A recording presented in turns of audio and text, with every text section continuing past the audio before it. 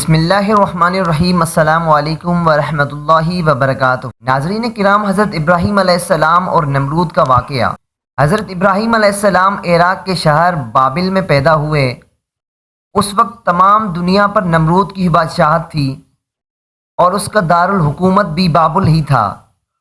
نمرود بہت سرکش، انتہائی احمق اور ظالم بادشاہ تھا۔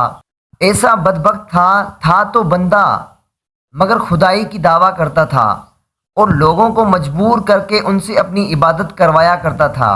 اس وقت جب ہر طرف کفر و شرک پھیلا ہوا تھا، حضرت ابراہیم علیہ السلام نے کلمہ حق بلند فرمایا، دین حق کی تبلیغ فرمائی اور لوگوں کو اللہ وحدہ لا شریک کی عبادت کی طرف بلایا۔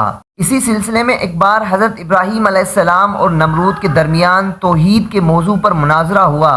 اللہ پاک نے اس مناظرے کو پارہ نمبر 3 سورہ بقرہ آیت نمبر 258 میں ذکر فرمایا ہے۔ اللہ پاک ارشاد فرماتے ہیں، ترجمہ کنز العرفان: اے حبیب، کہ تم نے اس کو نہ دیکھا تھا جس نے ابراہیم سے اس کے رب کے بارے میں اس بنا پر جھگڑا کیا کہ اللہ نے اسے بادشاہی دی ہے، جب ابراہیم نے فرمایا میرا رب وہ ہے جو زندگی دیتا ہے اور موت دیتا ہے، اس نے کہا میں بھی زندگی دیتا ہوں اور موت دیتا ہوں۔ ابراہیم نے فرمایا تو اللہ سورج کو مشرق سے لاتا ہے، پس تو اسے مغرب سے لے آ۔ تو اس کافر کے ہوش اڑ گئے اور اللہ ظالموں کو ہدایت نہیں دیتا۔ اس ایمان و افروز مناظرے کی تفصیل یوں ہے کہ ایک بار قحط سالی ہو گئی، بارشیں رک گئی، اناج ختم ہونے لگا، لوگ مشکلات کا شکار ہوئے۔ ایسے مشکل وقت میں نمرود نے یہ سیاست کھیلی کہ اناج کے تمام ذخیرے اپنے قبضے میں کر لیے۔ اب جو کوئی اناج لینے آتا، نمرود اس سے پوچھتا تیرا رب کون ہے؟ وہ کہہ دیتا کہ میرا رب تو ہے۔ نمرود اسے اناج دے دیتا۔ اسی دوران حضرت ابراہیم علیہ السلام بھی نمرود کے دربار تشریف لائے۔ اس وقت حضرت ابراہیم علیہ السلام اور نمرود کے درمیان یہ مناظرہ ہوا۔ اس مناظرے میں حضرت ابراہیم علیہ السلام کی اصل ایک ہی دلیل ہے، اور یہ ہے کہ رب وہ ہوتا ہے جو مکمل قدرت و اختیار والا ہو اور کسی کا محتاج نہ ہو، اور صرف ایک ہی ہستی ہے جو کائنات میں مکمل قدرت اختیار والی ہے، لہٰذا وہ ایک ہی ہستی رب ہے، سب اس کے محتاج ہیں، وہ کسی کا محتاج نہیں۔ لیکن یہ دلیل منطقی طریقہ کار سے ذرا مشکل تھی، لہٰذا حضرت ابراہیم علیہ السلام نے یہ دلیل بیان کرنے کے بجائے اس کی 2 مثالیں بیان فرمائی۔ چنانچہ جب نمرود نے پوچھا کہ اے ابراہیم، آپ کا رب کون ہے؟ اس پر حضرت ابراہیم علیہ السلام نے فرمایا، پارہ نمبر 3 سورہ بقرہ آیت نمبر 258، ترجمہ کنز العرفان: میرا رب وہ ہے جو زندگی دیتا ہے اور موت دیتا ہے، یعنی اے نمرود، خود تیرا زندہ ہونا اور عنقریب موت کے گھاٹ اتر جانا میرے رب کی روشن دلیل ہے۔ میرا رب ایسا قدرتوں والا ہے کہ وہ بے جان میں زندگی پیدا فرماتا ہے، جاندار کو موت دیتا ہے، ایک بے جان نطفے سے جیتا جاگتا عقل مند انسان بناتا ہے، پھر جب چاہتا ہے اس جاندار انسان کو موت کے گھاٹ اتار دیتا ہے۔ انڈے میں نہ کھڑکی ہے، نہ روشن دان، نہ وہاں ہوا پہنچے، نہ غذا، ایسی بند جگہ چوزے کو زندگی بخشتا ہے۔ غرض میرا رب ہر با اختیار سے بڑھ کر اختیار اور قدرت والا ہے، زندگی کا بھی وہی خالق، موت کا بھی وہی خالق۔ جو بھی اپنے قدرت اور اختیار کے دعوے دار ہے، وہ اپنی قدرت، اپنی طاقت میں بلکہ اپنے زندہ ہونے میں ہی میرے رب کا محتاج ہے، اور جو محتاج ہو کبھی خدا نہیں ہو سکتا، لہٰذا خدا صرف ایک ہی ہے اور وہی اصل قدرت و طاقت والا ہے۔ حضرت ابراہیم علیہ السلام کی یہ دلیل بالکل واضح، مکمل اور آسانی سے سمجھ آنے والی تھی، اور اس کا جواب دینا نمرود بدبخت کے بس کی بات نہیں تھی۔ البتہ نمرود ایک بادشاہ تھا، آس پاس سب اس کے وزیر مشیر تھے، اسے خدا ماننے والی عوام تھی۔ ان سب کے سامنے حضرت ابراہیم علیہ السلام کی دلیل کے جواب نہ دے سکنا نمرود کے لیے سخت ذلت کا سبب بننا تھا، لہٰذا اس بے وقوف نے اپنی جھوٹی عزت بچانے کے لیے نہایت احمقانہ جواب دیا، بولا پارہ نمبر 3 سورہ بقرہ آیت نمبر 258 ترجمہ کنز العرفان۔